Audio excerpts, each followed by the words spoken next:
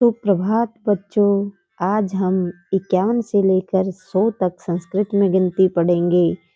तो जैसा कि मैंने आपको बताया था कि आपको 1 से लेकर 9 तक गिनती बिल्कुल स्पष्ट याद होनी चाहिए।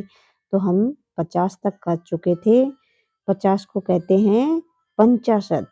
तो हम वैसे ही उस सीरीज में याद करेंगे। जैसे 1 को पहले लिखेंगे, 50 को दूसरे नंबर पे लिखेंगे।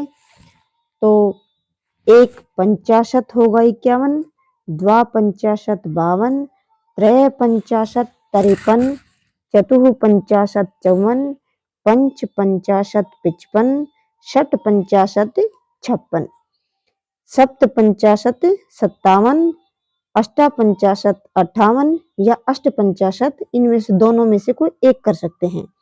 9 पंचाशत या एकोन षष्ठी। एकोन ऊन का मतलब होता है बेटा कम। जो षष्ठी से एक कम होता है वो होता है 59। इन दोनों में से भी हम एक याद करेंगे और षष्ठी का मतलब होता है 60।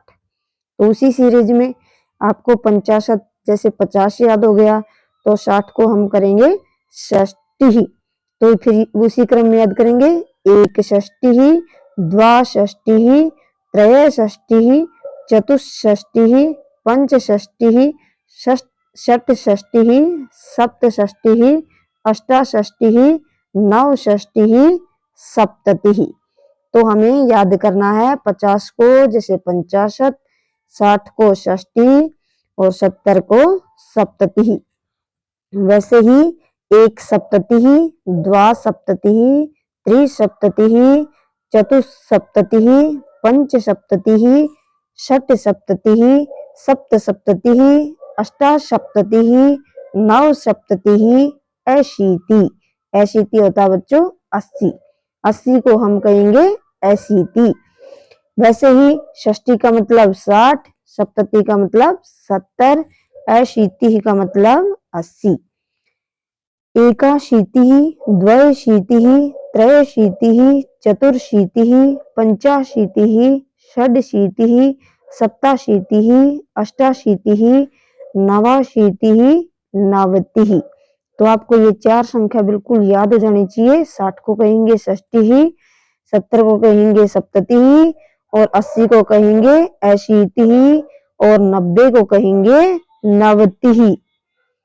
नवतिः उसी सीरीज में 1 नवतिः, 2 नवतिः, 3 नवतिः, 4 नवतिः, 5 नवतिः, 6 नवतिः, 7 नवतिः, 8 नवतिः, 9 नवतिः।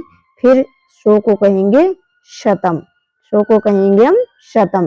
तो आपको षष्ठी, सप्ततिः, अशीतिः, नवतिः ये जो संख्या याद हो जाएंगी, तो ये आपको दूसरे नंबर पे लगानी है और 1 से 9 तक की गिनती आगे लगानी है। आपको बच्चों बिल्कुल याद हो जाएंगी संस्कृत में गिनती। और 100 को कहेंगे हम शतम। धन्यवाद।